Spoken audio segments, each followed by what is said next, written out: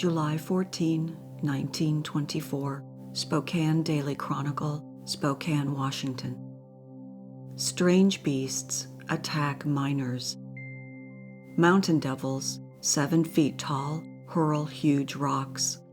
Kelso, Washington, July 14. Armed for game and carrying photographic equipment, a party left here today to search for mountain devils, a band of giant gorillas, which 5 prospectors said attacked them recently near Spirit Lake, 40 miles northeast of here in Skamania County. According to the men, more than 20 animals, about 7 feet tall and weighing at least 400 pounds, hurled rocks, some of them weighing 30 pounds, at their cabin, breaking in the roof. One of the men was hit on the head by a smaller rock and knocked unconscious. The animals have the appearance of a human being, standing upright, with long arms and claw-like fingers, said Roy Smith, one of the prospectors.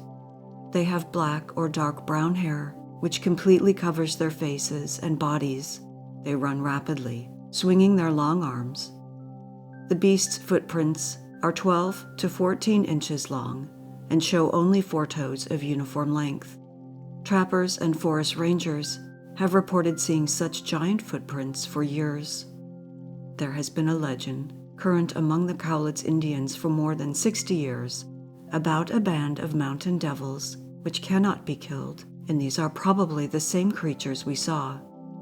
Mr. Smith believes he knows where the animals live, in a series of caves, in a canyon near the cabin where the party was attacked. The exploring expedition will attempt to investigate the strange discovery and seek light upon the life and past history of the beasts. July 16, 1924, Spokane Daily Chronicle, Spokane, Washington. Ape-Men may be hairy Indians lost for the past 15 years. Kelso, Washington, July 16. While awaiting reports from several parties who have gone to the vicinity of Spirit Lake near Mount St. Helens in quest of verification of a story told by a group of trappers that they encountered a band of ape-men there last week and that their cabin was bombarded in the night by the strange creatures. Local residents today were interested in statements attributed to George Totsky of the Clallam tribe that the attack was made by members of a tribe of Indians known as the Siotic tribe. Totsky was quoted as saying that members of this tribe are huge in stature and are hairy like beasts.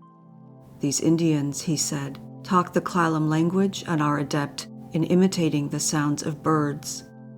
The Siotics were last heard of by the Clallam Indians about 15 years ago, and it was believed by the present Indians that they had become extinct, said Totsky. The Siotics made their home in the heart of the wilderness on Vancouver Island and on the Olympic Range. The Siotics are 7 to 8 feet tall, with hairy bodies like bears. They are great hypnotists and also have a gift of ventriloquism, throwing their voices at great distances. July 17, 1924, Spokane Daily Chronicle, Spokane, Washington. Gorilla Men tail all bunk. Kelso, Washington, July 16. The 7-foot-tall gorilla men have beaten their hairy chests in frenzy for the last time and hurled at the puny prospector their last 30-pound boulder. The fearsome band of mountain devils that were alleged to have attacked Marion Smith and his party of gold hunters from Kelso and routed them from their cabin in the mountains near here last week have vanished into thin air. 2 of Uncle Sam's forest rangers, J.H. Huffman and W.M. Welch, today sent these monstrosities of the jungle to the happy hunting ground of Never Was after they had made a personal investigation at the scene of the reported activities of the Ape-Men. June 4, 1953, the Glasgow Herald, Glasgow, Scotland.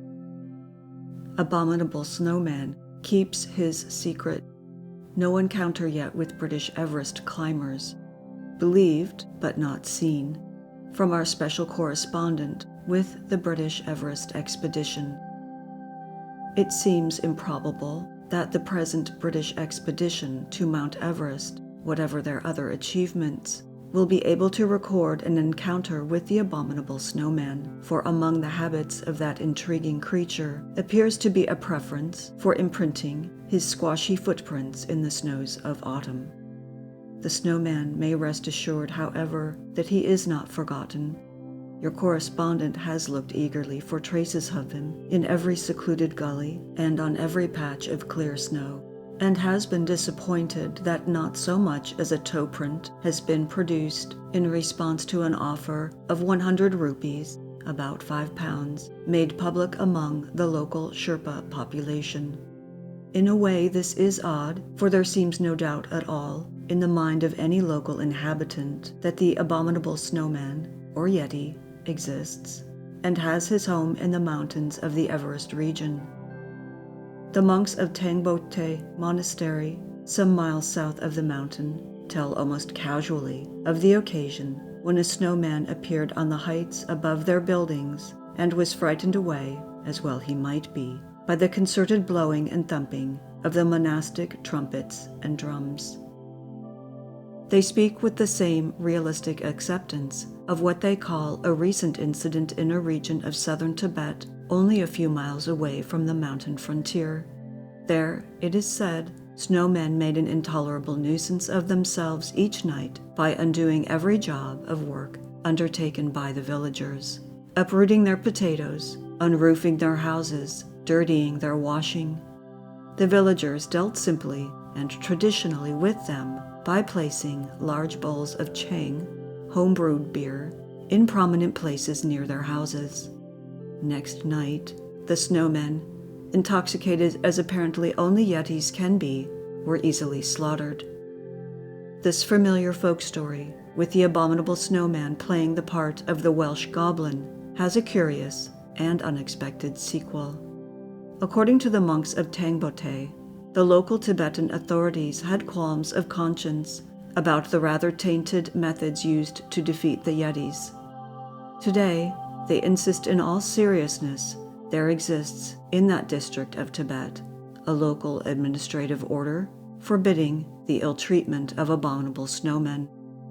In 1951, Zen Tenzing gave Eric Shipton a circumstantial eyewitness account of the appearance of a Yeti at Tangbote, and he is still ready to talk about the creature.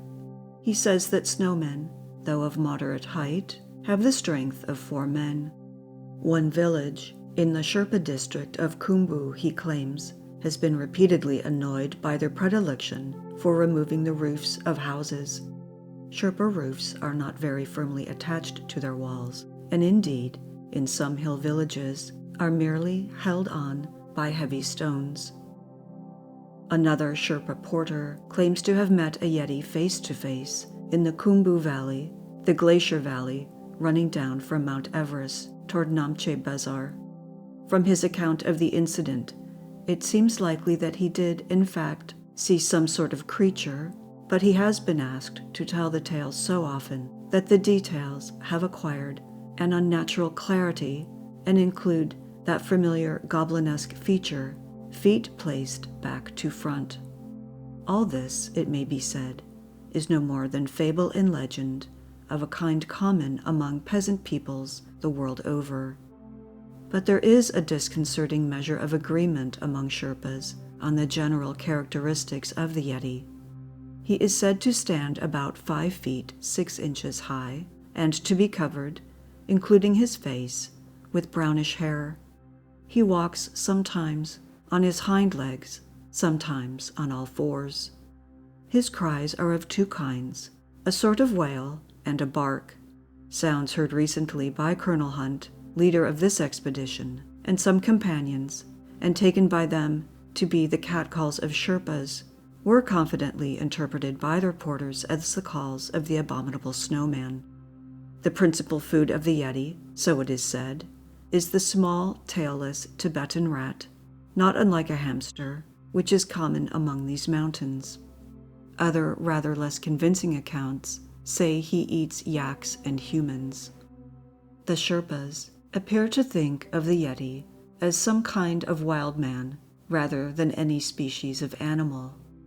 Most of the evidence, however, and among this expedition, it is generally assumed that the Yeti exists in some form or another, seems to point to an ape, and it is perhaps not without significance that the mountains of this range are known locally as the Mahalongur, the Great Longur Range. Longur monkeys do live in the lower hills of the Himalaya, though not generally above the snowline, as the Yeti apparently does.